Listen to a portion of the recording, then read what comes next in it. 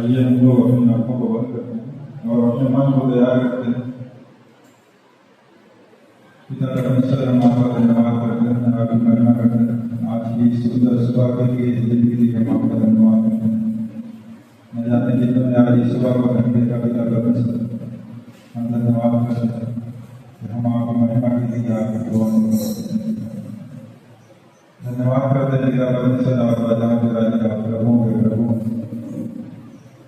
आप दयालु, आप कृपालु, आप विलंब से वो करने वाले परमेश्वर। धन्यवाद करते हैं पिता परमेश्वर, धन्यवाद करते हैं, आपकी महिमा करते हैं पिता परमेश्वर।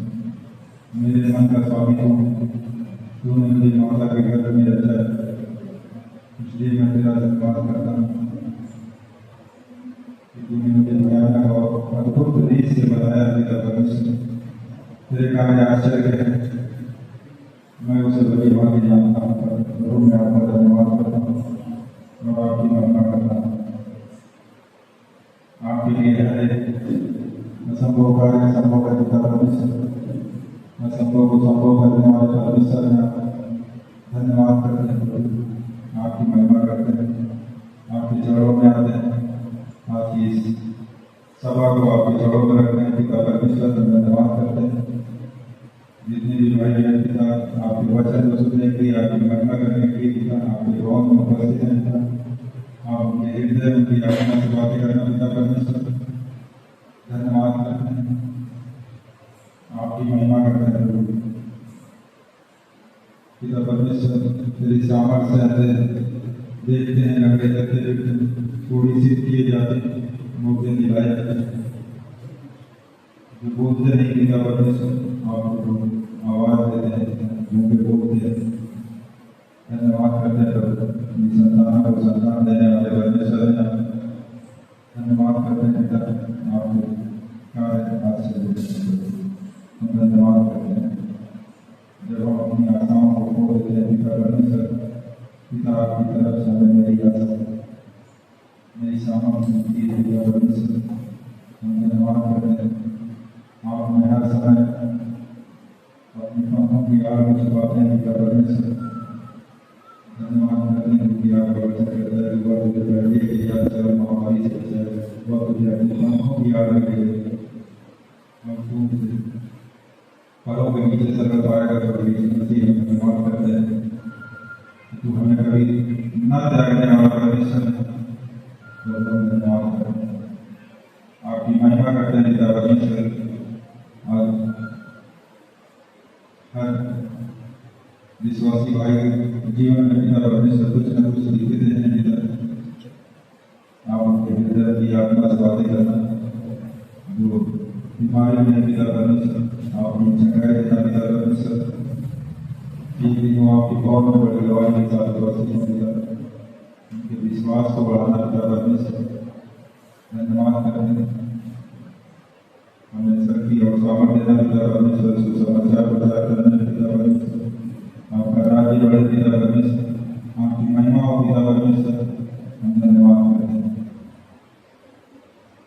आपका वचन कहता है तू मुझे तेरी जीतने की समझ में ताकि मैं बुद्धिमान हो सकूं। प्रभु यीशु मसीह, हम धन्यवाद करते हैं और आपकी महिमा करते हैं पिता। आप हमारी प्रार्थनाओं को सुनते हैं पिता परमेश्वर, क्योंकि आपने हिजकिय्याह के जीवन को पिता 15 साल बढ़ा दिया है पिता परमेश्वर। उसकी प्रार्थना को सुनकर उसकी विश्वास को देखकर पिता परमेश्वर, प्रभु आज विश्वास करते हैं कि आप दयालु परमेश्वर हैं, आप दया करने वाले परमेश्वर हैं। धन्यवाद करते हैं, जैसे आपका हृदय नम्र था पिता परमेश्वर, हम भी उसी तरह नम्र बन सके पिता। धन्यवाद करते हैं, हमारे जीवन में आनंद होता है आपके नाम से। धन्यवाद करते हैं, प्रत्येक भाई बहन को आशीष करने प्रार्थना करने में वचन सुनने पिता परमेश्वर, आप हमारी मदद हमारी सहायता करने। धन्यवाद करते हैं, आपने पिता परमेश्वर बुद्धि का स्रोत, बुद्धि आपकी ओर से आती है पिता परमेश्वर। हम धन्यवाद करते हैं, प्रत्येक भाई बहन को आशीष करना प्रभु, आपकी दया आपकी आशीष पर पिता परमेश्वर। जितने भी लोग यहाँ पर आए पिता, तो आनंद के साथ अपने घर जाने वाले परमेश्वर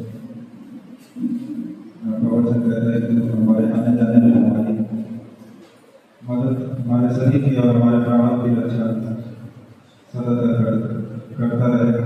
अभी यीशु मसीह हम आपका धन्यवाद करते हैं और आपकी महिमा करते हैं। प्रत्येक बारे में धन्यवाद यीशु मसीह के नाम से, आमीन।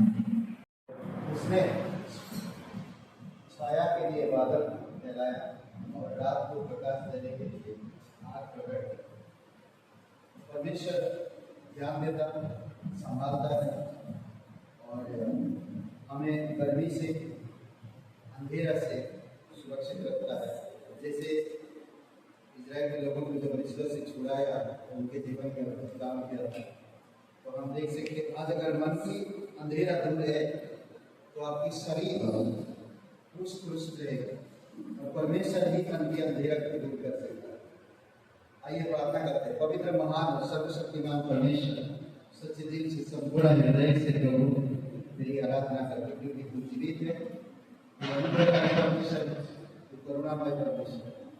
अभिषेक करो पिता इस सभा तेरी पवित्र आत्मा के सामर्थ्य में, तेरी इच्छा अनुसार जब हम स्तुति आराधना वचन सुने, हम अपने आप को तैयार करें, हम हमारे मनों को खुशी और आनंद से और आत्मा से भरकर सच्चाई के साथ तेरी महिमा करें। तो जीवित परमेश्वर है, हमारे बीच में मौजूद है। यीशु नासरी के नाम से मांगते हैं, आमीन।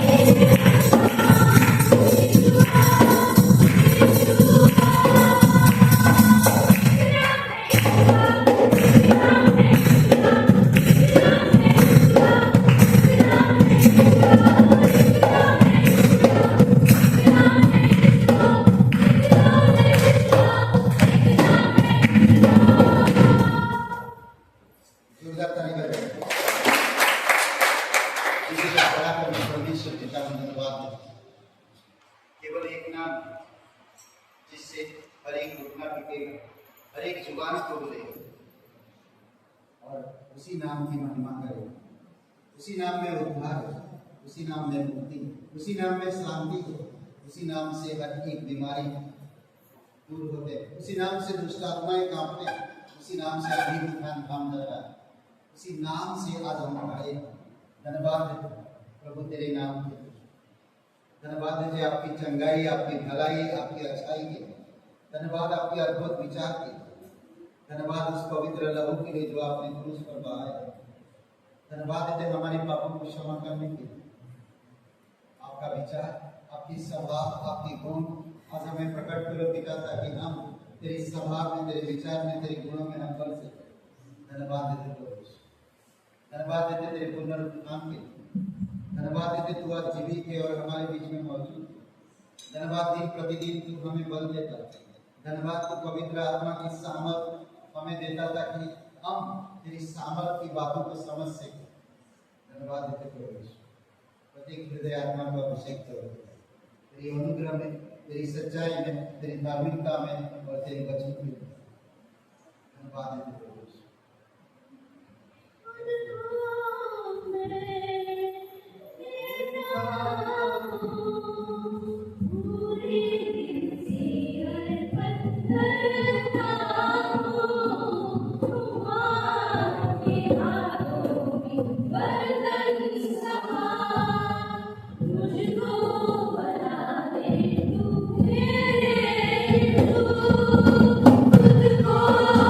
Thank you.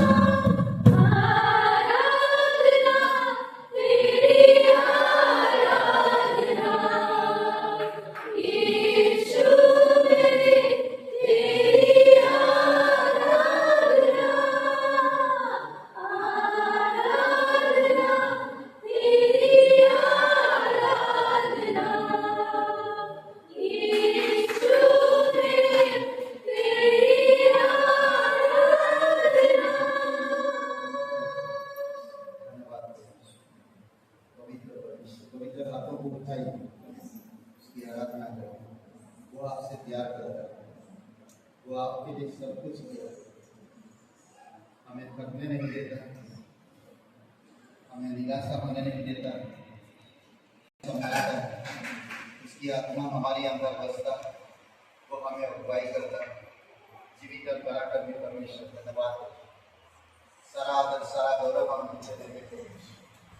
तू राजाओं का राजा, तू प्रभु का प्रभु, सारे संसार का बादशाह, कलीसिया का सिर प्रभु यीशु, हम धन्यवाद देते। तेरी पवित्र आत्मा जो आज हमारे बीच में, जो हमारे हृदय में बसता है, वो हमें अगुवाई करता है, आपकी गहरी बातों को, गहरी वचनों की रहस्य को समझाता और सिखाता। प्रभु हम धन्यवाद देते। आज हमें सीखने के लिए ऐसे कोई चीज दो पिता कि हम सीख सके और उस पर अमल कर सके। प्रभु यीशु हमें बुराई से और झूठ से दूर रखो कि हम तेरी सच्चाई में बढ़ सके, तेरी पवित्रता में बढ़ सके, तेरी धार्मिकता में बढ़ सके और तेरे वचनों के आधार पर जीवन व्यतीत कर सके। इस संसार हमारा नहीं है प्रभु, हम संसार के नहीं हैं।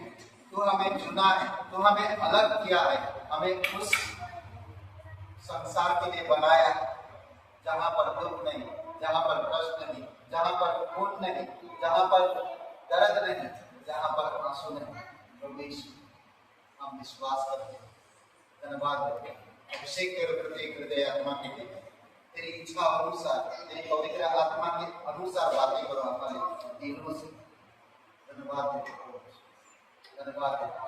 यीशु नासरी के नाम से मांगते हैं, आमीन। आप सभी लोग बोलिए मसीह हालेलुया। आवाज नहीं आ रही लगा कोई परमेश्वर के कार्य के लिए हमेशा ठीक से आवाज करनी चाहिए। हालेलुया। ग्रेटर ग्रेस कलीसिया में आपका स्वागत है। आइए हम उस पवित्र परमेश्वर के लिए पर जोरदार तालियां बजाएं।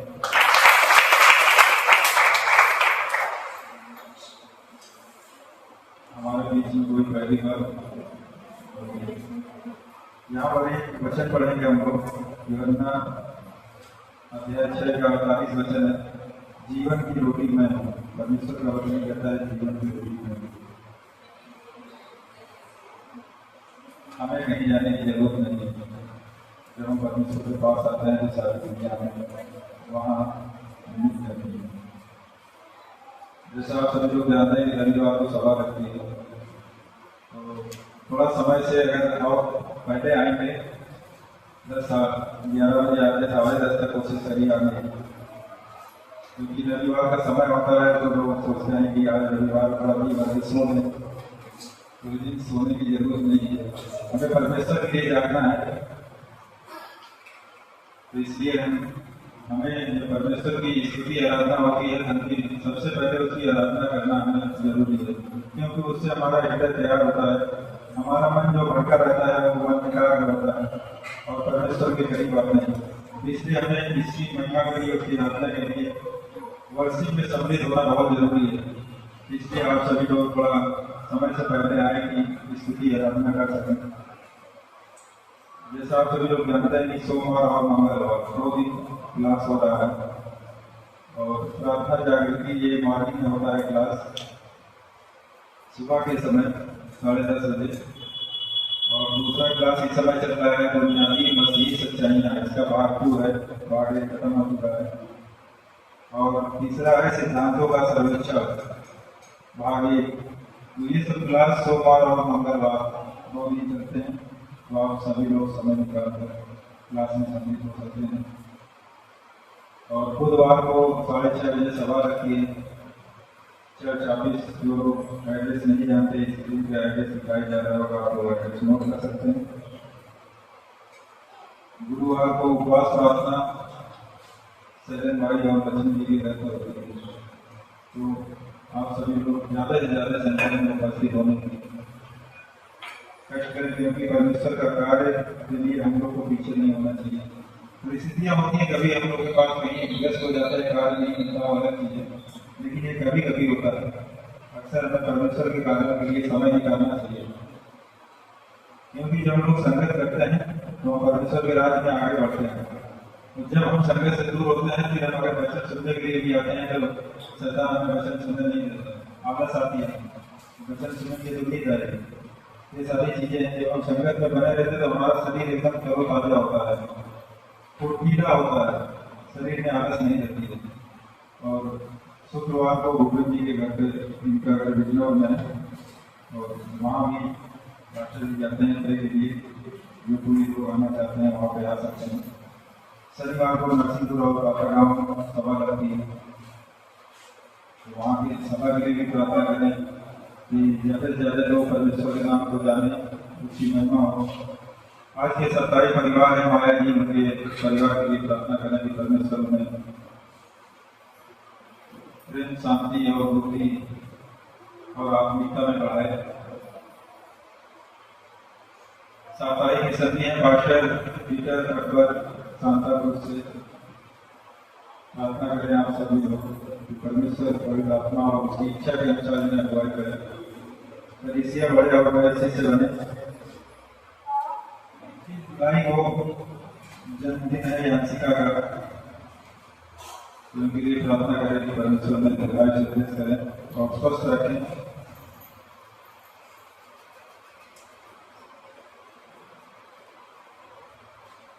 यहाँ पर कुछ नाम है गूगल में, प्रीति मुकेश जी, उनकी आंखों के ऑपरेशन के लिए प्रार्थना करें। रचना जी काजल, इन नामों के लिए प्रार्थना करें। जो हम लोग मिलकर प्रार्थना करते हैं तो परमेश्वर हमारी प्रार्थनाओं को सुनता है, और जो हमारे कार्य होते हैं वो हो जाते हैं, हमें पता भी नहीं चलते। तो इतना ध्यान रखिए कि जो नाम है, जब भी हम लोग घर पर प्रार्थना करें तो प्रार्थना में इन नामों को जरूर सम्मिलित करें, ताकि परमेश्वर इनके जीवन में अधिक कार्य करें। आशा जी और शिल्पी काका गाँव से, इनके लिए भी प्रार्थना करें, परमेश्वर में संतान से प्रेस करें। प्रार्थना देखिए हमारा कर्तव्य है कि हमें प्रार्थना करना चाहिए। जब हम प्रार्थना डेली करते हैं तो समय के अनुसार परमेश्वर उस कार्य को करता है, क्योंकि वो हमारी इच्छा के अनुसार नहीं करता। लेकिन हमारा दायित्व है कि हमें उसका धन्यवाद करना चाहिए और अधिक से अधिक प्रार्थना करनी चाहिए लोगों के लिए। नॉर्मल डिलीवरी ड्यूटी जी और सीमा जी दीदी, इनके लिए प्रार्थना करें कि परमेश्वर इन्हें नॉर्मल डिलीवरी के साथ प्रेस करें। जैसे कि हमारे वाइफ के जीवन में ऐसा परमेश्वर ने बहुत अद्भुत चमत्कार किया है, जो आप लोग प्रार्थना करते हैं वो प्रार्थनाएं आगे काम आती हैं, परमेश्वर सुनता है। क्योंकि हम तो मनुष्य हैं, जो समस्या हमारे पास आती है तो हम उस समय निराश हो जाते हैं। हमें निराशा में नहीं आना है। हम परमेश्वर के लोग हैं। जब समस्या आए तो आप कलीसिया में पास्टर को अपनी समस्या को बता सकते हैं, ताकि हम लोग उसके लिए प्रार्थना कर सकें।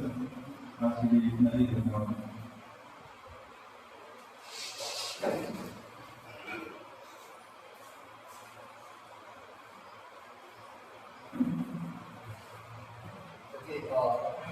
हेलो। तो कल मैं नरसिंहपुर से सभा करके लौट रहा था, इस जगह में पानी नहीं मिलता, तो अचानक एक व्यक्ति आगे खड़ा हो गया और बुजुर्ग थे, तो तस्वीर में दिखाना चाहता क्या हुआ मैं बताता हूँ। तो ये जो व्यक्ति ये कन्हैया लाल है, और मैं खड़ा होकर पानी पी रहा था, साइकिल से आया और खड़ा हो गया मेरे पास। मैं बोला क्या हुआ दादा? तो वो बोले कि कुछ नहीं बेटा, कुछ नहीं, बस आपके साथ खड़ा होने का इच्छा हुआ। तो फिर वो अपने जीवन के बारे में बताने लगा। बोले बहुत तकलीफ झेला, बहुत सारी चीजें हैं जी हाँ, ये बूढ़ापा किसी के नाम है। तो मेरे दोनों घुटने मुड़ते नहीं, बैठ नहीं पाता, खड़े होकर सब चीजें करता हूँ, तो बहुत दिक्कत होती है। घर में बेटा बहुरिया सब परेशान होते हैं और मेरे सर पे बहुत दर्द होते रहते हैं। तो सारी बातें वो पता नहीं मुझे क्यों शेयर किया, मुझे समझ में नहीं। और फिर शेयर किया उसने, जो होता है वो होगा, अगर वो आज मेरे साथ करेंगे तो कल उनका बेटा उनके साथ करेंगे, उनको भी बुढ़ापा आएगा, सब बढ़ते जा रहा है। मैं सुन रहा था और मैं बोला दादा एक बात हम आपको बोलते हैं कि आपको तकलीफ है। तो वो रोने लगा और फिर मैं बोला अभी मैं आपके लिए प्रार्थना करता हूँ। यीशु मसीह को जानते हो? बोले नहीं जानता। वो आपसे प्यार कर रहा है, शायद आप यहाँ मेरे सामने रुके हैं, उसने लेकर आया। और फिर मैंने प्रार्थना किया, मैं बोला प्रार्थना करता हूँ अगर आपका विश्वास यीशु मसीह पे है तो वो आकर आपकी घुटने ठीक करेगा और वो आप बैठ सकते हैं। उसके सिर में काफी दर्द था और मैंने प्रे किया, तो दर्द गायब हुआ, तुरंत असर पड़ा और सुपर्चा दी। मैं बोला आराम से पढ़िए, बातचीत हुआ। फिर दोबारा मैंने प्रार्थना की घुटने के लिए, तो इस कन्हैया लाल के लिए प्रार्थना करी। तो बोला बेटा अगर मैं ठीक हो जाऊंगा तो मैं आपको छोड़ूंगा नहीं। मैं बोला मुझे मत छोड़ो, यीशु को मत छोड़ो। तो बोला मैं आपके घर आऊंगा, मैं आपके पास रहूंगा, मैं आप सलाम करा। मैं बोला आप परेशान मत होइए, परेशान मत होइए। मेरा एक प्रश्न ये था कि मैं हर दिन प्रार्थना करता हूँ जब परमेश्वर एक ऐसा व्यक्ति दे कि मैं उसे आपका प्रेम मान सकूं। मैं रोज बिस्तर में जैसा उठता, मैं उठने से पहले यही कहता कि परमेश्वर एक ऐसा व्यक्ति दे कि मैं तेरे प्रेम को मान सकूं, तेरे उद्धार की वजह से हर दिन मैं प्रार्थना करता। बहुत दिन कहीं नहीं मिलते हैं, मैं कभी निराश नहीं हूँ। कल जब एक व्यक्ति मिला तो मेरी प्रार्थना का उत्तर मुझे मिला। कभी कभी हम सिचुएशन ऐसा होता है, हम लोग बिजी इतना रहते हैं, व्यस्त इतना रहते हैं कि वो चीजें नहीं कर पाते जो करना चाहिए, जो परमेश्वर चाहता हमसे नहीं कर पाते। तकलीफ होता है आज प्रचार नहीं कर पा रहे, तकलीफ होता है हम जब लोगों तक नहीं पहुंच पाते। तो बिस्तर से उठने से पहले मैं यही प्रार्थना करते हैं परमेश्वर की व्यक्ति की जो मैं तेरे अनुग्रह और तेरे प्रेम को मैं उसे बता सकूं। तू मुझसे प्यार करता, तू मुझे बचाया ताकि मैं दूसरों को बचा सकूं। तो उनको पर्चा दिया, उनको बताया, नंबर दिया, नाम लिखा, बड़ा खुश हो गए क्योंकि जो बोलते ना कि एक शरीर के अंदर एक भाईपन जो था वो हट कर एक खुशी आ गया उनके चेहरे पे। उनके चेहरे पे खुशी आ गई। बोलता ऐसा कोई बात नहीं कर। बोलता एक जगह पे पड़ा रहता हूँ, गौलिया है, बेटा है, सब है, पर एक घर में पड़ा रहता है, कोई बात नहीं करता। ताकि हिस्सा बहुत दिक्कत होता है, रोने लगा। ये सारी चीजें बोलता है। ऐसा किसी का नाम हो, किसी को ना हो, ऐसे बुढ़ापा किसी को ना हो। पता है लोगों का दुख कोई नहीं समझ सकता, उनके अपने खून भी नहीं समझ सकते।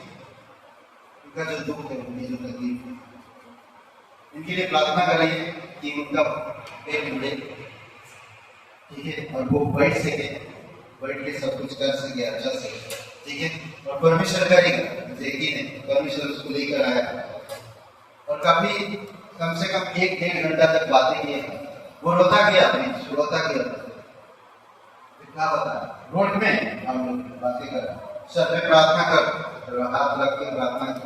वहां से लोग जा रहे आ रहे हैं, हमें कोई फर्क नहीं पड़ता। वहां पर मुझे महसूस हुआ कि यीशु मसीह काम कर, यीशु मसीह लोगों से प्यार कर। कई बार हम लोगों की दर्द को नहीं समझ सकते, लोगों की तकलीफ को नहीं समझ सकते, उन्हें किस तरह से दर्द हो रहा है, उस दर्द को मलम कोई नहीं लगा सकता, यहाँ तक कि डॉक्टर भी नहीं। उनकी दर्द उनके पास है, मन की बातें यीशु जानता है, उनके अंदर की दर्द को यीशु समझता है। तो उनके लिए प्रार्थना करें। ये छोटी सी गवाही का और अब ये गीत मेरे फिर आगे बढ़ते हैं।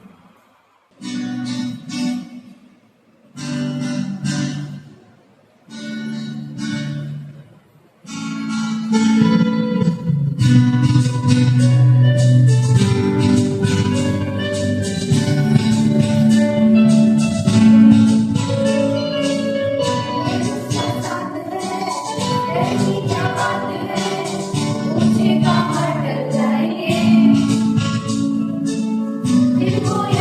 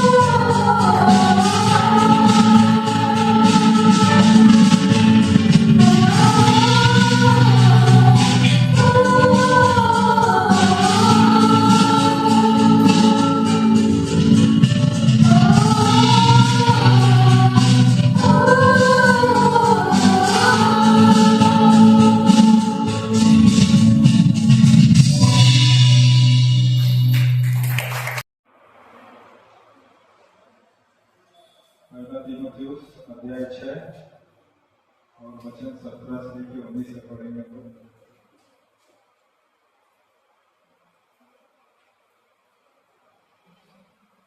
इस संसार के धनवानों को आज्ञा दे कि वे अभिमानी न हो और चंचल धन पर आशा न रखें, परंतु परमेश्वर पर जो हमारे सुख के लिए सब कुछ बहुतायत से देता है, वे भलाई करें और भले कामों में धनी बने और उदार और सहायता देने में तत्पर हों और आगे के लिए एक अच्छी नींव डाल रखें कि सच्चे जीवन को वश में कर ले।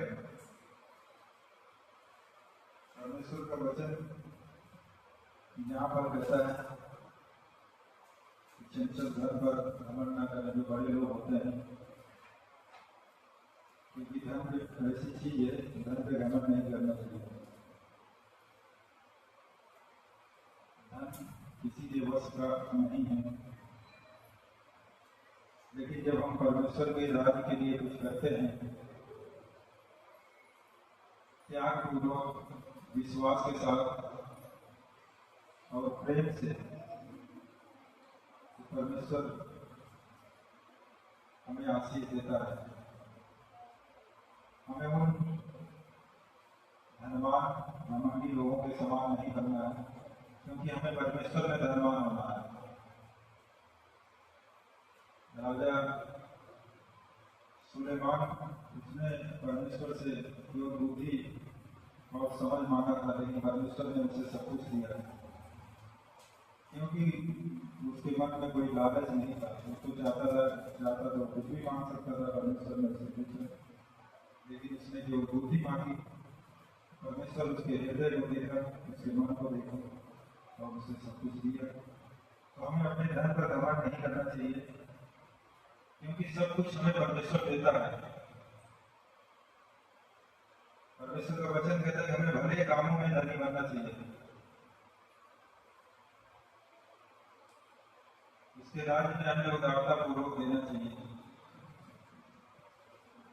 जब हम इन सब सारी चीजों से प्रेम से, विश्वास के साथ अपने हृदय को तैयार करके त्यागपूर्वक जब हम परमेश्वर के राज्य के लिए देते हैं, तो परमेश्वर हमें आशीष देता है, वो भी बहुतायत की आशीष देता है।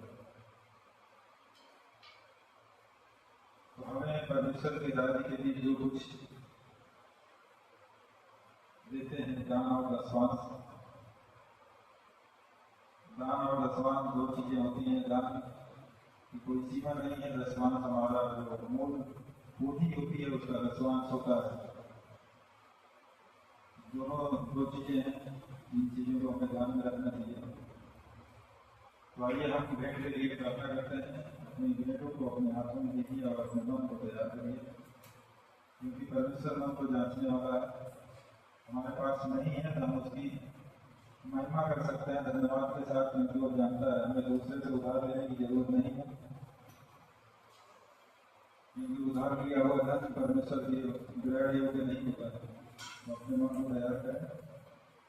पिता परमेश्वर, हम धन्यवाद करते हैं और आपके चरणों में आते हैं। पिता परमेश्वर, करते हैं भाई बहन आज आपके राज्य के लिए, पिता परमेश्वर अपने दान, अपने दशवांश को पिता आपके राज्य में बोल रहे हैं। पिता परमेश्वर, उनके जीवन में पिता कोई घटी कमी ना हो, अपने बहुतायत की आशीष देना। पिता परमेश्वर, हम धन्यवाद करते हैं जो होने वाले हैं। पिता परमेश्वर,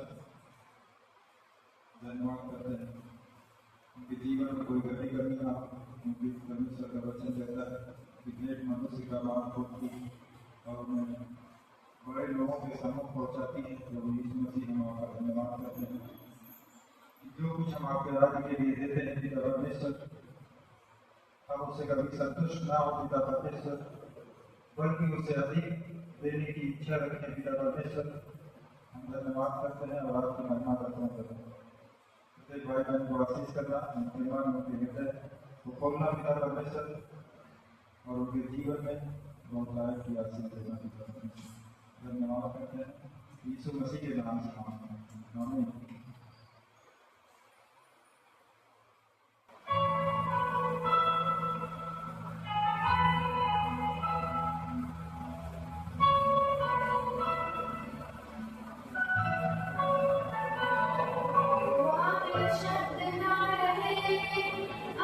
ही गया करे, जो कहना चाहूं तुझसे मैं पिता। ये आंसू है तो बह रहे, पर हारा नहीं हूं मैं, ईमान भी तुझ में है मेरा। दुआ में शब्द ना रहे, आंसू ही बया करे, जो कहना चाहूं तुझसे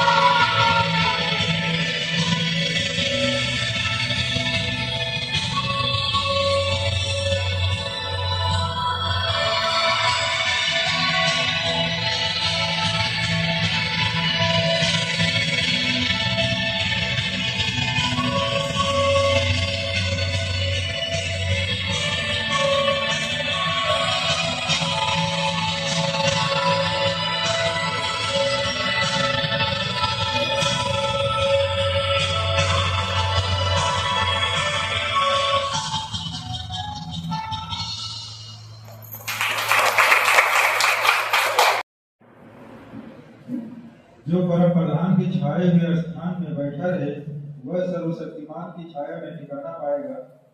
मैं यहोवा के विषय कहूंगा कि वह मेरा सरल स्थान और गढ़ है, वह मेरा परमेश्वर है, मैं उस पर भरोसा रखूंगा।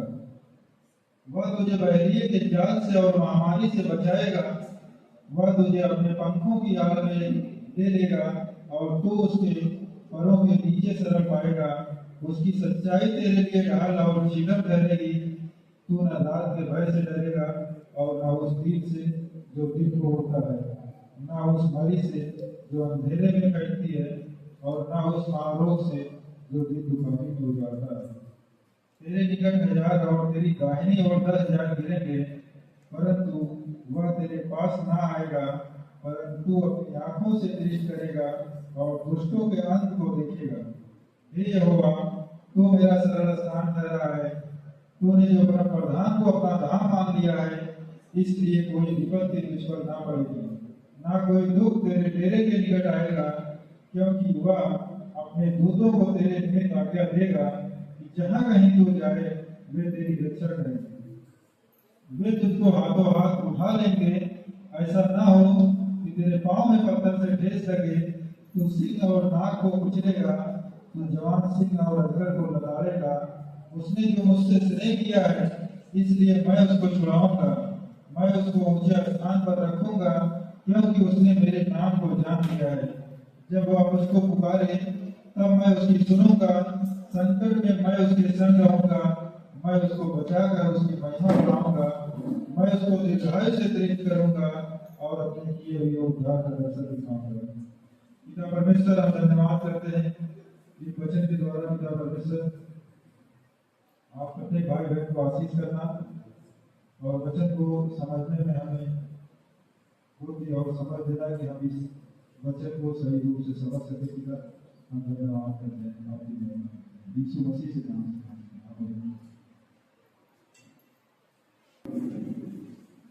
ओके, आगे खड़े बैठ जाइए।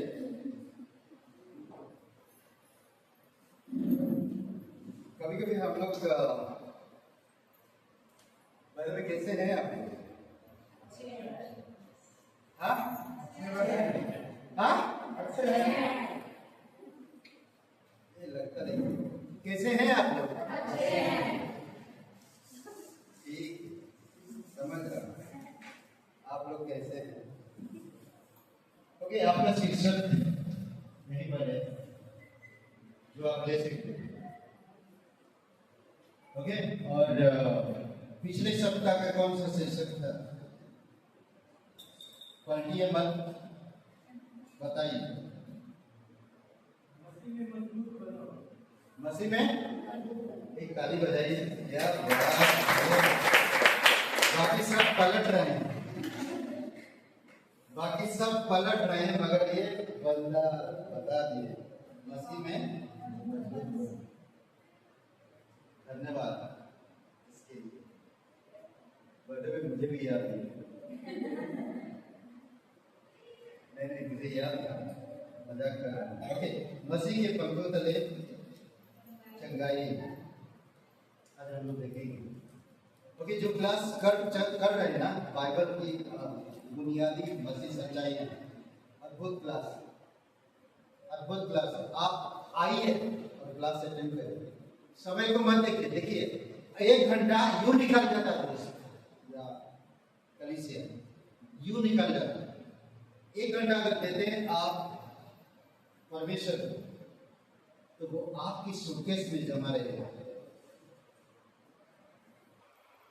क्लास के लिए मैं छोटी सी एक कहानी बता सकता हूँ। एक व्यक्ति है, मर गया, बिस्तर पे था उसका डेड बॉडी, और उसको एक दर्शन मिला उसी समय मरते वक्त। देखा कि यीशु उसके सामने खड़ा है और एक उसके पास सूटकेस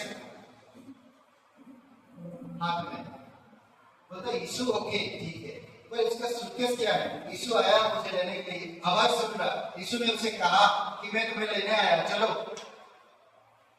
बोलता प्रभु आप इतना जल्दी मुझे लेने आ गए, मेरा उम्र ही क्या है? बुजुर्ग था, 80 साल का। समझ रहे? बोलता है प्रभु यीशु इतना जल्दी आ गए, अभी तो मुझे और जीना है। तो बोलता है तुम्हारा समय हो गया, तुम आ गया। अच्छा प्रभु ये बताइए, आपके हाथ में सूटकेस क्या है? सूटकेस क्यों है? बोलता तुम्हारी सामान है। तो बोला अच्छा तो मनी में सोच रहा कि अच्छा सामान होगा, कीमती मेरे पैसे, मेरे कपड़े, मेरे सोने का घड़ी, मेरे सब चीजें होगा उसमें, सूटकेस में यीशु लेकर आया मेरे साथ। तो बोलता अच्छा बहुत अच्छा लेकर आए मेरे सामान, आप कितना अच्छे हो प्रभु। तो बोलता खोलिए दिखाई दे। तो खोल के दिखा के कुछ भी नहीं, खाली।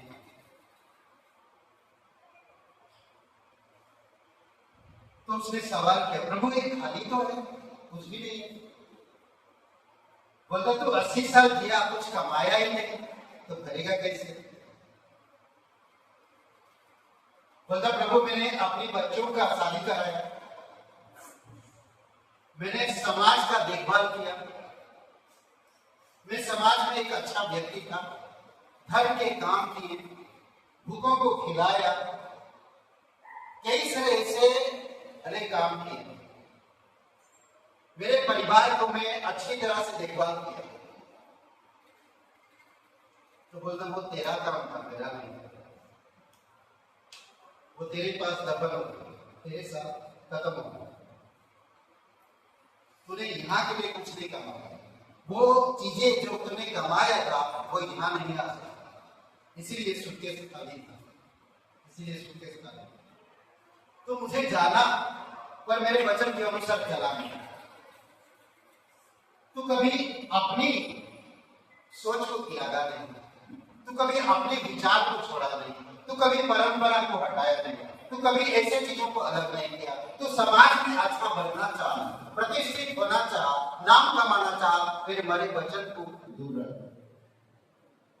इसलिए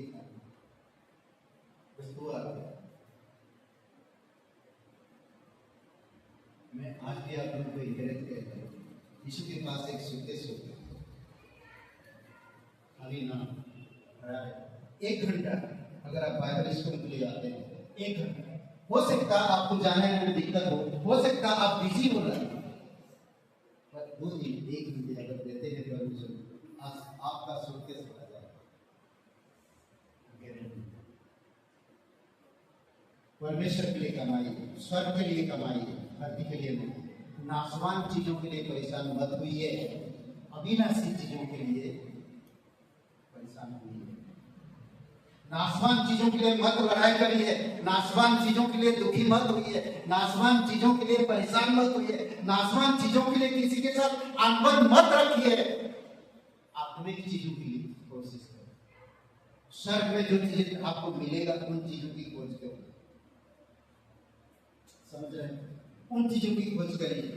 लोगों को दुखी नहीं देख सकते, लोगों को दुखी नहीं कर सकते, तो परमेश्वर को दुखी मत करिए। कल आप बहुत तकलीफ होगा। वो भी 80 साल की उम्र में वो चला गया, स्वर्ग में तो गया पर उसके पास कोई चीज नहीं। यीशु ने उसको कहा कि तूने स्वर्ग के लिए कुछ भी नहीं करना। सोचिए, वजह में वो टॉपिक में नहीं जाना चाहिए। बाइबल कॉलेज के बाइबल स्कूल के लिए आपके प्रेस कर। आज मुंबई में ग्रेजुएशन है, करीबन 80 है या 55 साल स्टूडेंट है जो ग्रेजुएशन हो रहा है। इसमें से मेरी बेटी 1 साल का ग्रेजुएशन में हूँ। वो बाहर की पढ़ाई के लिए मैं तारीफ नहीं करता, बाइबल की पढ़ाई की 1 साल की ग्रेजुएशन हो रहा है। मैं खुश हूँ कि वो मिल रही और वो गरीब। आज बहुत सारे 4 साल की, 3 साल की, 2 साल की है। समझ रहे हैं? ओके, मसीह के पंखों तले से चल रही है। मलाकी के 4:2 में कहता है, एक छोटा सा शब्द यहाँ पर, धर्म का सूर्य उदय होगा। यहाँ पर एक शब्द है, और उसकी किरणों के द्वारा तुम चंगे हो जाओगे। और ये धर्म का सूर्य कौन है? प्रभु यीशु मसीह। बहुत पहले भविष्यवाणी हुआ था। 400 साल तक परमेश्वर इस्राएल से बातें नहीं किया। पुराने नियम, ये आखिरी किताब है पुराने नियम में, और नया नियम शुरू होने से पहले 400 साल का गैप था। उस 400 साल में यहूदियों के साथ परमेश्वर वार्तालाप नहीं था। तब उनको एक वचन देता, ये वचन कहा था, पर जब यीशु आया 400 साल बाद तो लोग समझ नहीं पाए, इस वचन को भूल चुके थे। आज आप एक मसीह हो, प्रभु यीशु मसीह आपसे प्यार करता, वो आपके लिए क्रूस पर जीवन दिया, वो आपसे इतना प्यार करता कि आपकी बुराई को देखा नहीं, जस्ट आपसे प्यार किया, और वो आपके लिए क्रूस पर जानते थे। जब यीशु यहूदी गांव इजराइल में गांव फिरता हुआ लोगों को चमत्कार कर रहा था, लोगों के जीवन में खुशियां ला रहा था, बीमारी को ठीक कर रहा था, अंधों की आंखें खोल रहा था, डेंगू को ठीक कर रहा था, मुर्दों को जिला रहा था, और कोड़ियों को ठीक कर रहा था, तब कोई समझ ही नहीं पा रहा था। समझ रहे हैं? कहता है, परंतु तुम्हारे लिए जो मेरे नाम का भय मानते हो, तुम्हारे लिए जो मेरे नाम का भय मानते हो, धर्म का सूर्य उदय होगा और उसकी किरणों के द्वारा तुम चंगे हो जाओगे। एक किरण है क्या चीज? एक किरणें है क्या? उसमें एक यूनानी शब्द है जिसको कहते हैं कि कनाफ शब्द। कनाफ शब्द का मतलब है, जिसका अर्थ होता है, इसका अनुवाद सही तरह से जब आप पढ़ेंगे तो कपड़ों का बाहरी हिस्सों का किनारा, बाहरी हिस्सों का किनारा। और कहते हैं यहूदी रबी जो होते थे, गुरु जो होते थे, ऐसे कपड़े को पहनते थे, और यीशु जब इस धरती पर आया ऐसे कपड़े पहना। इसमें एक बातें हम देखेंगे, ऐसा यह था 35 अध्याय, इसमें कुछ बातें कहता है। ऐसा यह 35 5 और 6 वचन मैं पढ़ता हूँ, आप लोग सुन सकते या देख सकते हैं। ठीक है, इसमें कहता है 5 और 6, तब अंधों को आंखें खुली जाएगी और बहरों के कान भी खोले जाएंगे। तब लंगड़ा हिरण के सी चौकड़ियां भरेगा और गूंगे अपनी जीभ से जय जयकार करेंगे, क्योंकि जंगल में जल के सोते फूट निकलेंगे और मरुभूमि में नदियां बहने लगेगी। मुर्ग तृणा छह वचन। ओके, तो ये कहता कि इसका जो सही अनुवाद यही कहता कि किरण के बारे में, जब वो किरण लोगों तक पहुंचेगा तो कहते हैं कि लोग ठीक हो जाएंगे, और वो किरणें प्रभु यीशु मसीह, सच्चा धार्मिकता, सूर्य का उदय प्रभु यीशु मसीह, जो हम देख सकते हैं एक चरणी में पैदा हुआ और उसके जीवन में से बहुत से ऐसे कार्य हुआ जो भविष्यवाणी पहले किया गया था। ऐसा यह नबी भी भविष्यवाणी किया था, परंतु फिर भी यहूदी धर्म गुरु लोग इन चीजों को समझ ही नहीं पाए। आज आप और मेरे पास है, आपको मुझे समझना है कि परमेश्वर आपसे और मुझसे कितना प्यार करता है और कितना वो जानता है। मसीह के पंखों तले सच्चाई है, मतलब चंगाई है, सही है, चंगाई है। ओके, और एक बात है,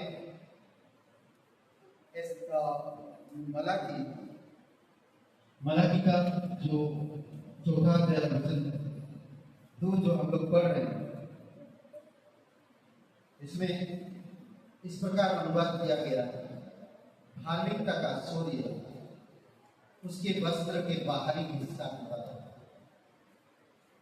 ओके, या किनारा पर चंगाई के साथ उदय हो, बाहरी हिस्से किनारा। और हम देखते हैं ये जो वस्त्र है, गिनती की किताब 15:38 में मूसा को परमेश्वर ने निर्देश दिया कि वह इजराइल को अपने वस्त्र के कोने पर लटकन बनाने के लिए कहा। इस प्रकार कहता, इजराइल के पुत्र से कहो और उनसे कहो कि वे पीढ़ी पीढ़ी में अपने वस्त्र के छोरों पर छालर या लटकन बनाए और प्रत्येक आंचल के छोरों पर नीले रंग की डोरी लगाए। ओके, पूरी तरह से वो जो ड्रेस होता था यहाँ से लेकर गाउन की तरह पूरी तरह से एक ही ड्रेस होता था, यहाँ तक पैर तक, समझ रहे। और उसके साइड में वो लगाया जाता था झालर, और एक यहाँ पर बेल्ट जैसा का अंगोछ गमछा की तरह बांधा जाता था। पट्टी होती थी नीले रंग का या तो लाल रंग का, आज भी पहने ये बांधा होता और वो खुला रहता था। यीशु भी वैसे कपड़े पहने, यहूदी धर्म में वैसे कपड़े पहनते थे। जो जो शहरे मतलब 70 जो याजक लोग रहते थे परमेश्वर की भवन में, पवित्र स्थान में, कहते कि ऐसे ही वस्त्र पहना करते। आप देखोगे मरकुस का 5वां अध्याय में 12 साल से लहू बहने वाली वो जो स्त्री, वो क्या छुआ जाए, क्या किया जाए? यीशु के वस्त्र को छुआ। और जब यीशु के वस्त्र को छुआ तो यीशु को पता चला कि मुझमें से शक्ति निकली। क्या निकली है? मुझमें से शक्ति निकली। समझ रहे हैं? और हम देख सकते हैं कि वो शक्ति उस औरत को ठीक कर दी। 12 साल से लहू बह, 12 साल कम समय नहीं है। समझ रहे? एक बच्चा 12 साल में परिपक्व होता है। 12 साल कम समय नहीं है। 12 साल के बाद वो बच्चा आप वो चीजों को भूल जाता है, आप वो परिपक्वता में बढ़ता है। 12 साल के बाद बच्चे स्कूल छोड़ देते हैं, कॉलेज में जाते हैं। समझ रहे? 12 शिष्य को यीशु मसीह ने चुना, 3 साल तक उनको ट्रेन किया और फिर पूरे जगत में उनको भेजा। समझ रहे? अद्भुत है। 12 गोत्र है इजराइल, और उन 12 गोत्रों में यीशु मसीह एक गोत्र से आता है। अद्भुत है। और ये भविष्यवाणी हुआ था कि वो जब आएगा तो उन लोग की आंखें खोल देगा ना। इसमें कहता है जैसे 12 साल से लहू की समस्या से पीड़ित महिला ने यीशु के वस्त्र के किनारे को छुआ, किसी अटकन को छुआ, लटकन। लेकिन यह लटकन को छूने से कहीं अधिक था। वह मलाकी का 4 और वचन 2 के वादे पर कायम रहे। जो वादा किया था मलाकी की किताब, वो कायम था। वह उसके किरणों में चंगाई की तलाश कर रहे थे। उसको ये बात शायद पुराने नियम जब पढ़ी थी तो याद था। और ऐसे काम, अंधों को आंखी देना, लंगड़ों को चलाना, मुर्दों को जिलाना, ये सारे यीशु के बारे में वो सुनी। शायद उसको मलाकी के 4 और वचन 2 याद आया था।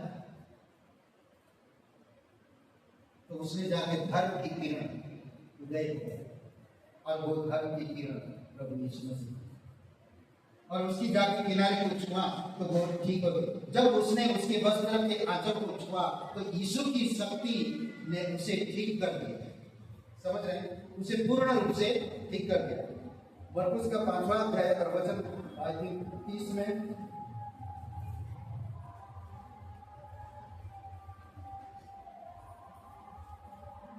यीशु ने तुरंत अपने में जान लिया कि मुझ में से सामर्थ निकली है, और भीड़ में पीछे फिर कर पूछा, मेरा वस्त्र किसने छुआ?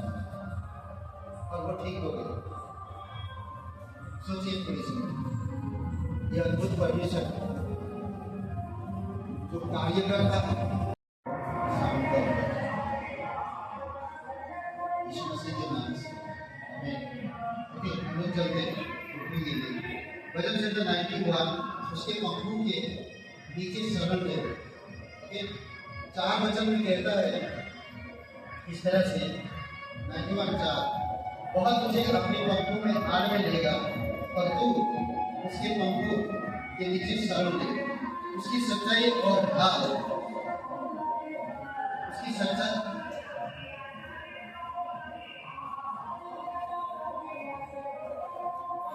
उसकी सच्चाई तेरे लिए ढाल और झिलम तेरे।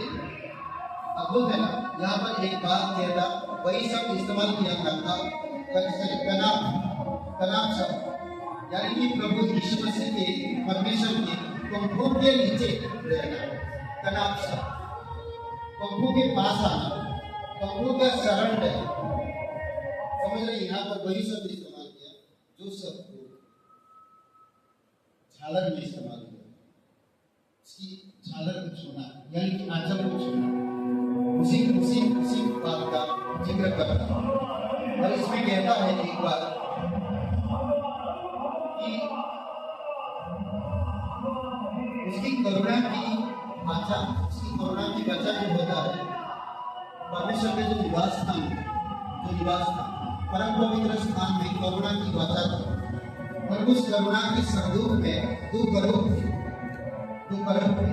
और वो करोड़ अपनी पंखों को ढांक के रखते हैं, उस संदूक को ढांक के रखते हैं। एक परम पवित्र स्थान में रहता है, समझ रहे। और वो संदूक के ऊपर दो करोड़ थी, यहाँ पर एक वो लोग हाथ के जैसा रखते थे, पूरी तरह से कवरिंग कर देते किसका, परमेश्वर की पवित्र स्थान में जो संदूक है उसके ऊपर दो करोड़। तो आज जब आप परमेश्वर की शरण में आते हैं तो उसकी अनुग्रह की यानी कि करुणा की तले आते हैं, उसकी करुणा के तले आते हैं। समझ रहे, यहाँ पर जो है निर्गमन का 25 अध्याय 20 से 22 वचन में कहा गया। और वचन संहिता परमेश्वर के पंखों के नीचे आने का एक और अर्थ है। वचन संहिता 19 अध्याय में भी आप देख सकते हैं।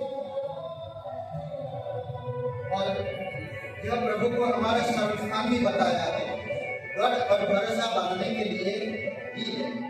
वचन संहिता 91 और वचन 2 में कहता है, 2 वचन में कहता है, मैं यहोवा के विषय कहूँगा, वह मेरा शरणस्थान और गढ़ है, वह मेरा परमेश्वर है, मैं उस पर भरोसा रखूँ। वो मेरा गढ़ है। गढ़ क्या है? परमेश्वर। बोलते कि परमेश्वर आपका गढ़ कैसे आप जानेंगे, कैसे आप समझेंगे? गढ़ है आप, उसी से आप शरण लेते हैं। गढ़ समझ रहे हैं, कोई भी चीज गिरा नहीं सकती। जैसे कि अगर आप कोई भी चीज आता है, गढ़ मतलब किला, आप रक्षा के लिए बहुत बड़े बड़े भाई पत्थरों का या किला बनाएंगे। आज आप किले, पहले जो राजा महाराजा लोगों के पास किले गढ़ था उनका, उस पर शत्रु कोई अटैक नहीं कर सकता, घुस नहीं सकता, कोई जा नहीं सकता था। जब तक अंदर कोई शत्रु ना हो तो कुछ नहीं कर सकता। बाहरी शत्रु, अंदर से शत्रु पैदा होते हैं तो बाहरी शत्रु को बुलाते हैं, फिर अटैक होता है। ऐसे नहीं तो कोई अटैक नहीं कर सकता। समझ लीजिए। दूसरी बात, शरण था, आप वहां पर शरण लेते, उसकी सच्चाई आपका ढाल है। सच्चाई, जब परमेश्वर की सच्चाई हमारा ढाल होता है तो कोई भी अटैक नहीं कर सकता, कोई भी चीज नहीं। शैतान की तीर या शैतान की काई आपको छू नहीं सकता, क्योंकि आपके पास ढाल है। कौन सा ढाल? सच्चाई की ढाल। समझ रहे, उसकी सच्चाई आपका ढाल है। जब आप शरण लेते हैं, उसकी सच्चाई में बने रहते हैं। वचन संहिता 91 कहता है कि सर्वशक्तिमान की छाया में रहता है, किसी की किरण में चलना, उसके करीब चलना, किसी की किरण में चलना, उसके करीब चलना, यानी कि परमेश्वर की भार में रहना, उसकी किरणों में चलना। समझ रहे?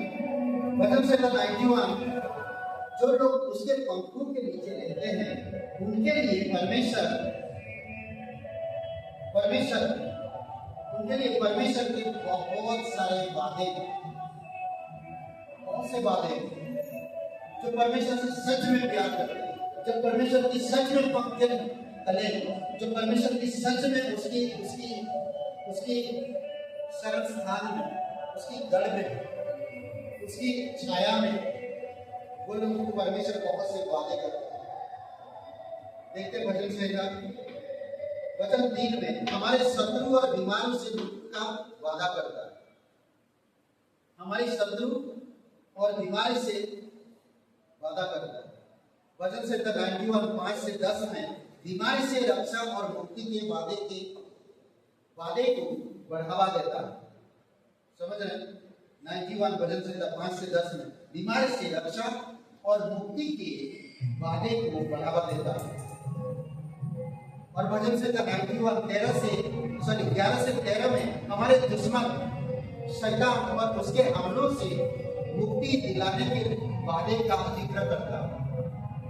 कितना? 11 से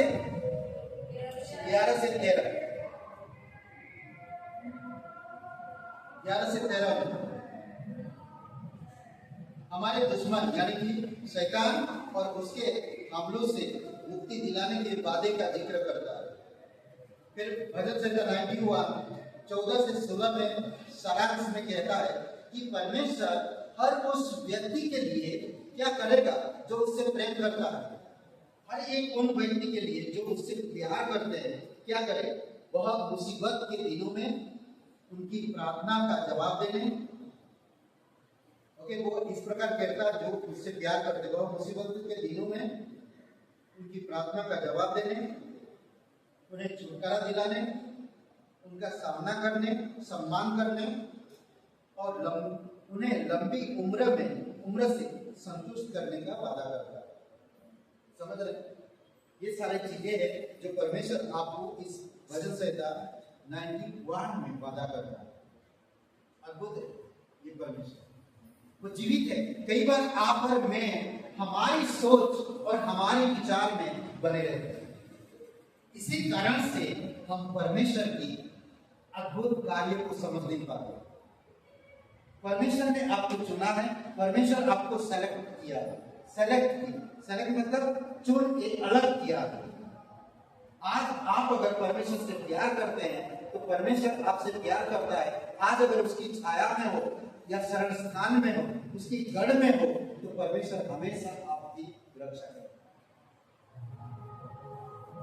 मैं बैठा बाइबल पढ़ा, कुछ काम नहीं, परमेश्वर तो रक्षा नहीं करता, कैसे करेगा?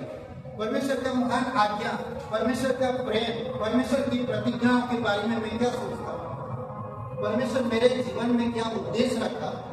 मैं आध्यात्मिक चीजों के बारे में क्या सोचता? क्या मैं ऐसे ही खाऊं पीऊं, एक दिन प्रभु का नाम लेकर चले जाऊं? तो मालूम पड़ा जब प्रभु के पास होगा तो मेरे पास कुछ नहीं। समझ रहे? एक औरत का एक्सीडेंट हो गया और वो मर गई और वो चली गई स्वर्ग में, और यीशु से पूछा कि प्रभु यीशु मुझे इतना जल्दी क्यों बुलाया?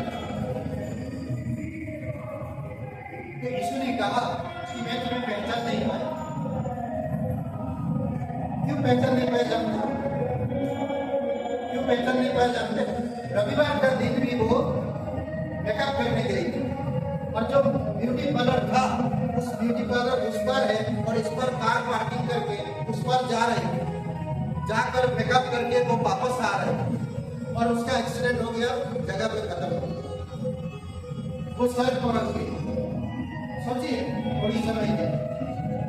परमेश्वर के कामों को छोड़कर हम अपने कामों में व्यस्त हैं। परमेश्वर चंगाई देना चाहता, परमेश्वर स्वस्थ करना चाहता। आप अपने जीवन में परमेश्वर को क्या स्थान देते हैं? परमेश्वर का करुणा आपके साथ है, परमेश्वर की किरणें आपके साथ है। परमेश्वर आपके लिए क्रूस पर जीवन दिया। परमेश्वर आपको चंगा रखना चाहता, सुरक्षित रखना चाहता, आपकी हर एक मुसीबतों में साथ देगा, आपका सम्मान बढ़ाएगा। तो आप क्या करते हो? परमेश्वर ये सब वादा करता है। आपको मुझे परमेश्वर की वादा को एक्सेप्ट करना चाहिए और वैसा जीवन व्यतीत करना चाहिए। कुछ चीजें हम कई बार नहीं समझ रहे हैं। बहुत सारे ऐसी चीजें हैं जो हम लोग नहीं समझ पाते। हम देख सकते हैं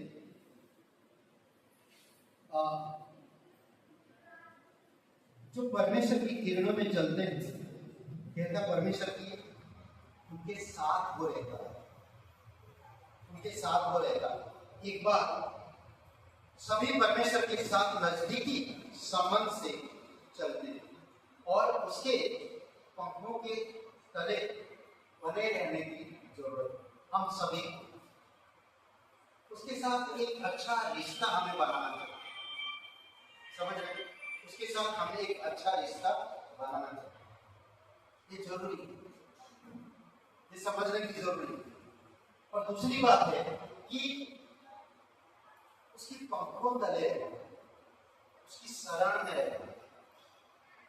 कई बार हम लोग अपने ही चीजों में खोए रहते हैं, परमेश्वर की अनुग्रह को समझ नहीं पाते, परमेश्वर सर्वशक्तिमान है उसको समझ नहीं पाते, परमेश्वर की बातों को समझ नहीं पाते।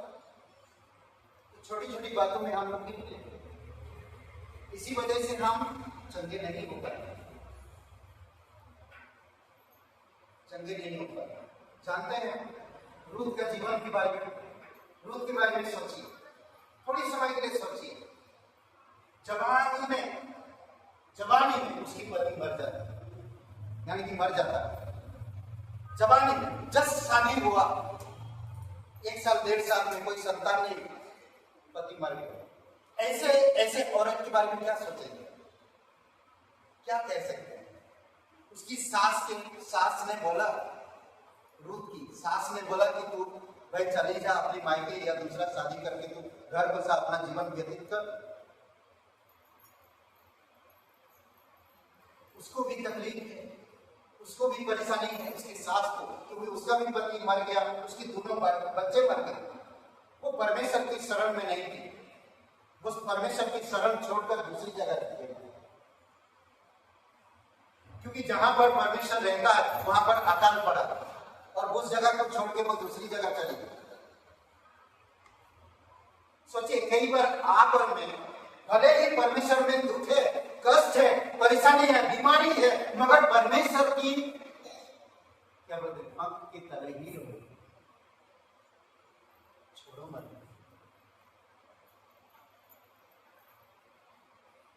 सिंपल सी बातें हम लोग समझ नहीं पाते। इंसान कई बार नहीं समझ पाता है कि परमेश्वर कौन है और क्या कर सकता है और कैसा है। भजन से में इतनी सारी, मैंने अभी बताया, इतनी वादे कर रहा है आपसे और मुझसे। वो चाहता कि मेरे शरण में रहो, तुम मुझसे प्यार करो, मेरे साथ नजदीकी रिश्ता रखो, समझ रहे, मेरे साथ नजदीकी रिश्ता रखो।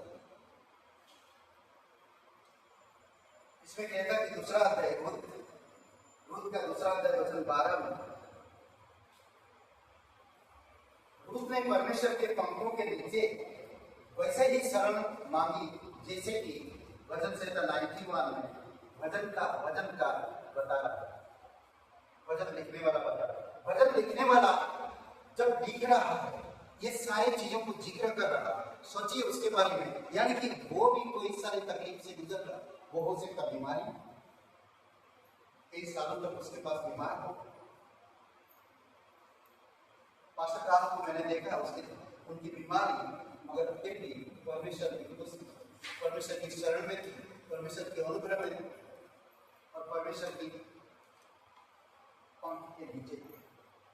और जब आप परमेश्वर के पंख के नीचे रहोगे तो आप भले चंगे रहोगे।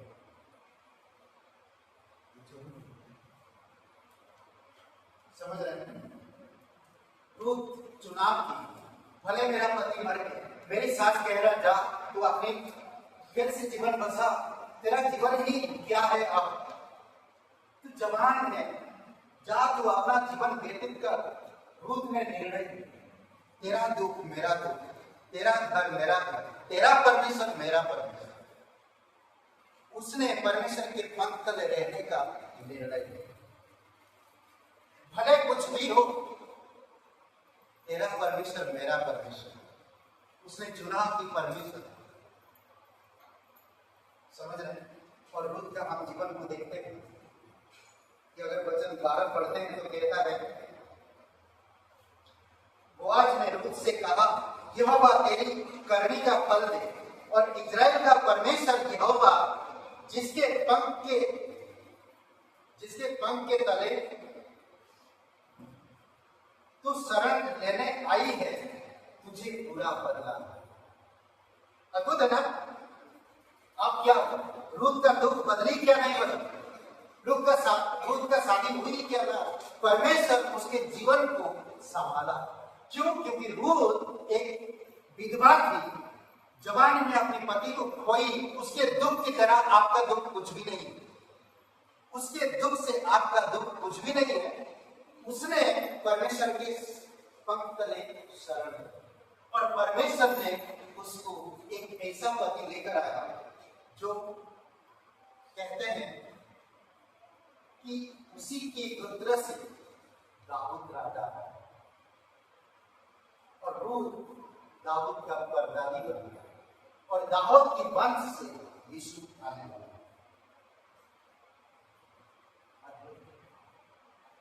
जानते हैं रूत का मतलब अर्थ क्या होता है? आध्यात्मिक। रूत का मतलब होता है कलीसिया। नाओमी का मतलब होता है पवित्र आत्मा। वॉइस का मतलब होता है प्रभु यीशु मसीह। आध्यात्मिक अर्थ अद्भुत। क्या रूत को परमेश्वर के पंखों तले शरण लेने के लिए आशीष मिला था? हाँ, मिला। उसे उसका पूरा इनाम मिला, पूरी की पूरी। उसने अपना घर बना सकती थी, बसा सकती थी, उसने सब कुछ किया था। नाओमी के साथ रहना उसको पसंद था। परमेश्वर के साथ परमेश्वर की पंख तले शरण ले। कोई बाहरी इंसान जो नाओमी का सगे संबंधी था, नाओमी का सगे संबंधी था, वो कह रहा, वो रूत को कह रहा, धन्य है तू, तेरे दुख बहुत है, पर तूने परमेश्वर की पंख तले शरण लेने का निर्णय लिया।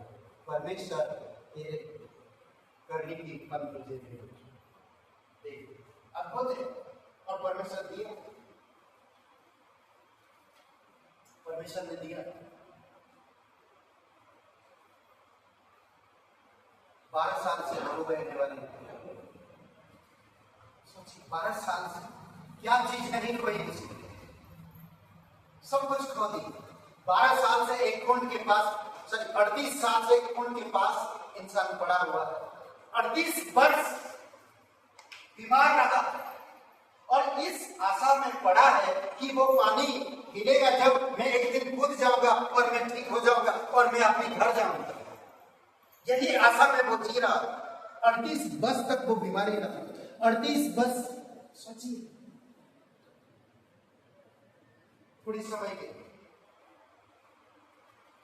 यूहन्ना के 5वां अध्याय में फिर भी वो पानी तक नहीं पहुंच पा रहा था, क्योंकि उसको चलने योग्य नहीं था, उठ नहीं सकता था। वो रेंगते रेंगते पानी तक जाते जाते कोई दूसरा कूद जाता था पानी। और सबका दिन था। जब यीशु वहां पर आया तो उसे देखा, उसकी 38 साल तक वो पड़ा, उसको चंगा होने का चाहत है, वो पानी तक जाने का कोशिश कर रहा है, पर यीशु उससे पूछता है, कहने लगे, हे तू चंगा होना चाहता है? सुन, तू चंगा होना चाहता है? मुझे लगता है कि जब यीशु ये बात कहा होगा वो हंसा होगा, जाने की कोशिश करता, मैं पहुंच नहीं पा रहा, पर तू कहता चंगा हो गया। मेरे जाने से पहले मैं कूद जाता, मैं वही निराशा में पड़े रहता, फिर काल का इंतजार करता, फिर काल का इंतजार करता, फिर काल का इंतजार करता कि मैं कभी तक कभी पहुंचूं।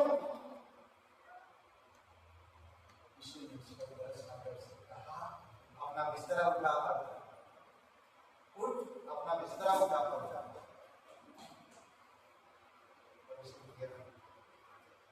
और वो उठा और वो चला फिरा।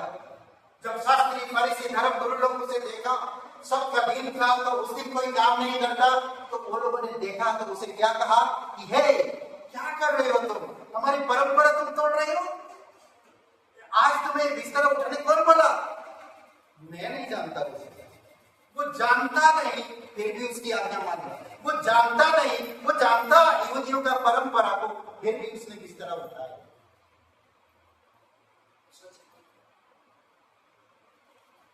फिर भी उसने बिस्तर उठाया। वो जानता था यहूदी परंपरा को, और किसी ने उसे कहा कि अपने बिस्तर उठा। अगर वो सोचता कि मेरी परंपरा आज का दिन इजाजत नहीं देता मैं बिस्तर उठाऊं, तो वो चंगाई नहीं होता। उसने अपनी परंपरा को त्याग कर यीशु की आवाज को सुना, उसकी आवाज को देखा और उसकी आवाज सुनकर आज्ञा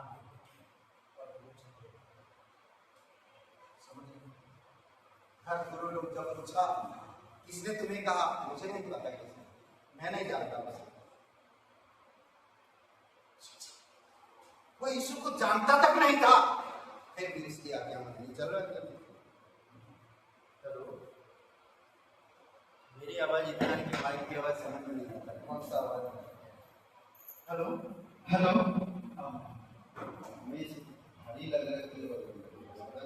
ओके, तो फिर जब बाद में फिर से यीशु से मुलाकात की, यीशु से मुलाकात हो गया, तो उसकी आवाज पहचान गया कि यीशु नासरी है। और यीशु ने उसे दिखाकर कहा, हे सुन, उस समय नहीं कहा था, उस समय नहीं कहा था, हे सुन, दोबारा गलती यानी कि पाप मत करो, नहीं तो जो दशा था उससे भी बुरा होगा। जब उसके बाद यहूदी धर्म गुरु लोग पूछा, शास्त्री लोग पूछा, फरीसी लोग पूछा, तो उसने बताया यीशु नासरी ने कहा नहीं। कहते कि यीशु पे प्रचार करने नहीं पाए, उसको छूटना पड़ा। सोचिए आज भी हम लोग छोटी छोटी चीजों में गिरते हैं, सिंपल छोटी छोटी चीजों में गिरते हैं,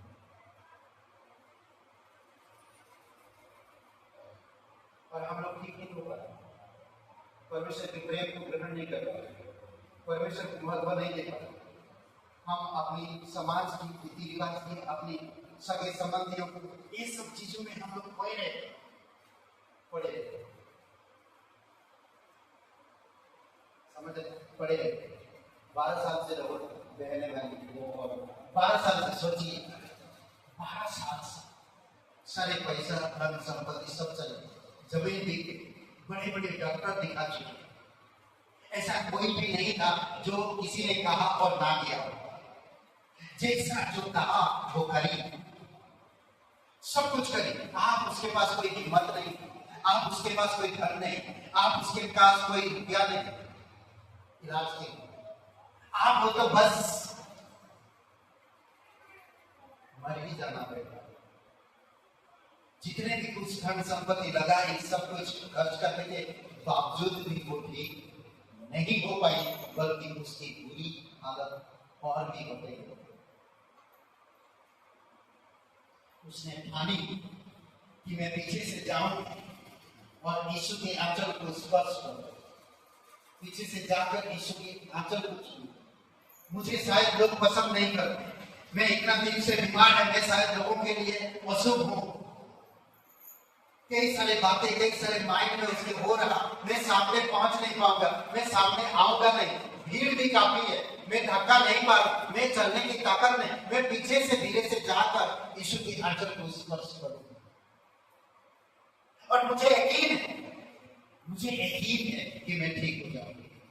ये उसका विश्वास उसे चंगाएगा, ये सोच के गई और पीछे से जाकर कहता है, 5 का मरकुस 5 और वचन 28 में कहते हैं कि लोगों की समस्या से पीड़ित महिला अपनी चंगाई प्राप्त करने के लिए विश्वास के साथ यीशु के पास, एकदम विश्वास के साथ, काफी भीड़ जमा थी, वह उस तक नहीं पहुंच सकती,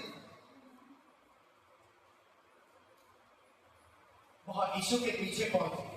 वह अपने आप से कह रही, यदि मैं केवल उसके वस्त्र को ही छू लूं तो चंगी हो जाऊं। मरकुस 5:28 में दूसरे शब्दों में वह कह रही थी, यीशु मुझे विश्वास है कि आप मसीह है, आप उद्धार करता है, आप पवित्र परमेश्वर का एक लड़का बेटा है, मैं आप पर भरोसा करता हूं और केवल आप ही है मुझे ठीक कर सकते हैं। यह महिला कई चिकित्सा के पाए पर कई चिकित्सा यानी कि कई सारे इलाज के पास जाने के बावजूद भी वो कहीं ठीक नहीं हो पाई, बल्कि बुरी हालत में वह भी चली। पर जब यीशु के वस्त्र को स्पर्श की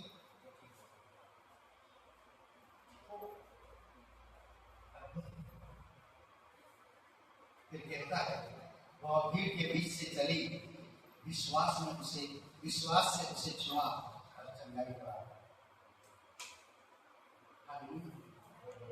परमेश्वर के पास विश्वास से आओ, परमेश्वर के पास उसकी आंचल उसकी पंखों तले आओ, पंखों तले रहो। कहता है इतना ही नहीं, प्रभु यीशु मसीह के लिए लोग उसकी कपड़े को छूने के लिए लोग गिरे पड़े जाते थे, भीड़ के यीशु के पास आते थे ताकि उसके वस्त्र को छू सके। बहुत सारे लोग आए, कई सारे लोग ऐसे ही आते थे, कई सारे लोगों के पास विश्वास नहीं था, फिर भी लोग चंगे हुए। मत्ती का 14 अध्याय 34 से 36 वचन पढ़ते हैं। देखिए क्या कहता है मत्ती 14 अध्याय 34 से 36।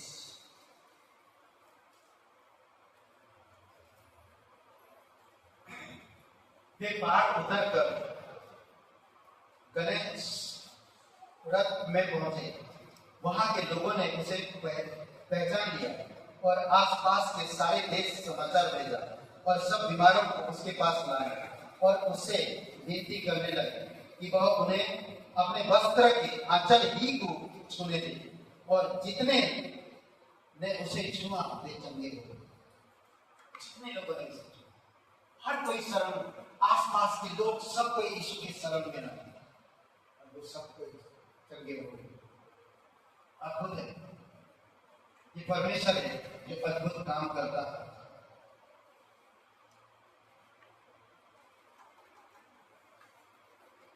एक अविश्वसनीय बात है ना, इज्जत सरकारी में बहुत सारे आज परमेश्वर काम करता है, चमत्कार करता है, हमें समझने की जरूरत है।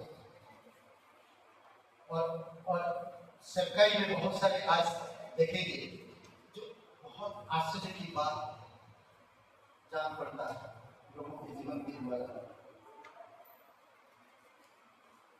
यीशु मसीह सबके लिए, किसी एक के लिए नहीं, सबके लिए, आपका नहीं, आपका नहीं, आप उसके साथ कैसे संबंध रखते। कई बार होता हम संबंध तो रखते हैं पर हम परंपरा को त्याग नहीं पाते। कई बार हम संबंध तो रखते हैं, हमारे आसपास के लोगों के साथ हमारा इज्जत है उसको त्याग नहीं सकते। इसी वजह से हमें वो चीजें प्राप्त नहीं हो पाता जो परमेश्वर हमें देना चाहता है। समझ रहे हैं? ये औरत अपने इज्जत को नहीं रही, बड़े लोग छोटे लोग, पूरे लोग भीड़ था, ये औरत यही पीछे से और जाके रास्ते में शायद आगे से जाके तो कई सारे लोग उसे देखते और पहचानते और कहते, उसको बहुत मजाक उड़ाते हुए या उसको बोलते होंगे कि हट ना, अशोक कहां से यहाँ आगे अभी काम बिगड़ेगा, हम लोग का सब कई सारी चीजें हो सकता है, पर उसका विश्वास प्रभु, उसका भरोसा प्रभु।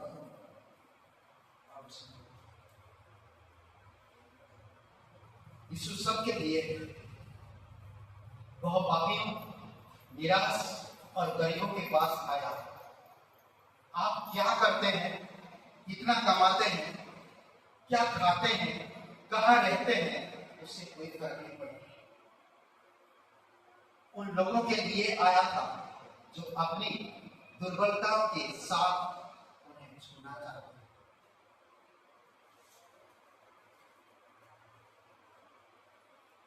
समझ रहे हैं?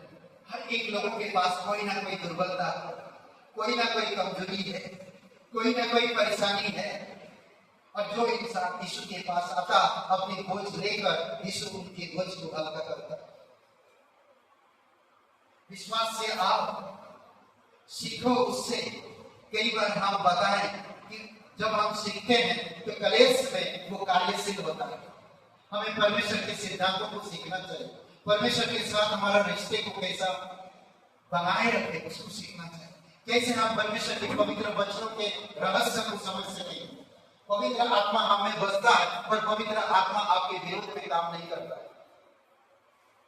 आपका मन क्या कहता है, आपकी इच्छा क्या कहता, आपकी शरीर क्या कहता, उस पर पवित्र आत्मा निर्भर है। आप अगर सोचते मुझे नहीं बाइबल स्कूल करना है, किसी भी हाल में मुझे करना है तो करना है, मुझे 1 घंटा समय निकाल कर जाना है, परमेश्वर सीखना है। हर किसी के पास कोई ना कोई कमजोरी है और उस कमजोरी में वो और कमजोर होते जाते हैं। वह उनमें से एक लोगों के लिए आया जो अपनी प्रार्थनाओं से उसे छूते। वो ठान ली थी, पापी ने इसको ठान ली थी। वो 38 साल से बीमार था, उनके पास वो चल के जा नहीं पा रहा था, यीशु उसके पास पहुंच। समझिए, कल मैं जब इस खड़े होकर पानी पी रहा था, ये व्यक्ति आया, उसको तकलीफ, मुझे लगता है यीशु ने उसे लाकर मेरे सामने लाया। समझ रहे, हमें नहीं पता, कई बार हम नहीं समझ पाते, परमेश्वर करता है। भजन संहिता 91 आपके लिए, आपसे परमेश्वर वादा करता है। आप पढ़ो, आप सीखो, आप आगे। समझ रहे, बंद करने से पहले कुछ बातें हैं। यह कितना आश्चर्यजनक है कि परमेश्वर इस धरती पर आए और वह हमारे मसीहा है, यीशु मसीह।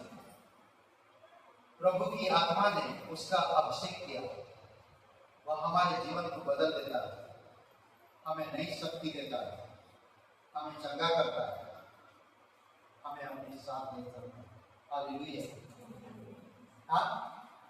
वो सब छोड़कर आया, हमारी दिन दशा पर दया की, हमारे पापों का बदला नहीं लिया, हमें इनकार नहीं किया, हमें ग्रहण किया, हमारी कमजोरियों को दूर किया, हमें नई उम्मीद जगाई। धुआं देने वाली बत्ती को उसने जलाया। धर्म का सूर्य उदय हुआ, उसकी किरणें आपको जगाएंगे। आज कलीसिया और पुलपिट के द्वारा जो संदेश सुनते हैं, चंगाई देते, जो संगति करते हैं, जो सिद्धांतों को सीखते हैं बाइबल कॉलेज में, बाइबल स्कूल में, वो हमारे जीवन को चंगाई, हमें मजबूत बनाता है। हमें सीखना चाहिए परमेश्वर के अनुग्रह, परमेश्वर के प्रेम, परमेश्वर की आनंद, परमेश्वर के स्वर्गीय आशीष, परमेश्वर के राज्य को समझना चाहिए। आइए प्रार्थना करते हैं, इसके बाद क्लास होगा समय के लिए। पवित्र महान सर्वशक्तिमान परमेश्वर, कोई भाई बहन है यहाँ पर, सबकी आंखें बंद है। अगर आप आंखें बंद नहीं किए तो बंद कर दीजिए, सब लोग आंखें बंद कर। कोई देखेगा, परमेश्वर देगा, पवित्र आत्मा काम नहीं करेगा आपके अंदर। मैंने मजाक, आंखें बंद कर दी, सभी लोग आंखें बंद कर और मेरे साथ प्रार्थना करें। अगर कभी भी आपने प्रार्थना नहीं की तो आज मेरे साथ कर सकते हो। अगर आप पहले ही प्रार्थना किए तो करने की जरूरत नहीं। कहिए, मैं जानता मैं एक पापी इंसान, मैं खुद को नहीं बचा सकता, मैं धन्यवाद तो मेरे पापों के क्रूस पर बलिदान, कब्र में तीसरे दिन मरे मुझसे थी। एक मुझे माफ कर, मेरे हृदय में आए, मुझे नया जीवन, तन मन से मेरी बलिदान, तेरे जीवन में मैं विश्वास करता, मुझे क्षमा कर। तो पवित्र परमेश्वर इकलौता बना, यीशु नाम से मेरा मुक्ति है, यीशु के नाम से, आमीन। आइए हम लोग खड़े होकर एक गीत गाते हैं।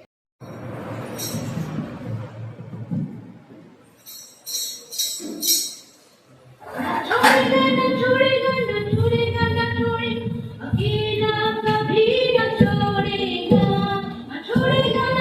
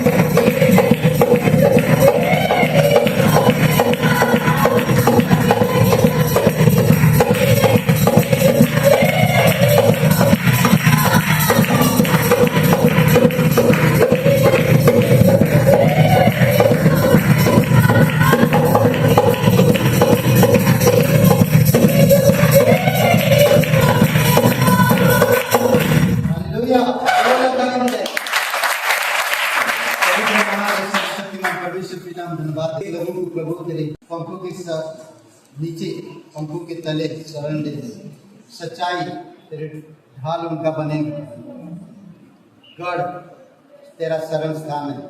जो शरण देता है तो गढ़ बनता है, जो सच्चाई में चलते हैं ढाल उनका बनकर खड़ा रहता है।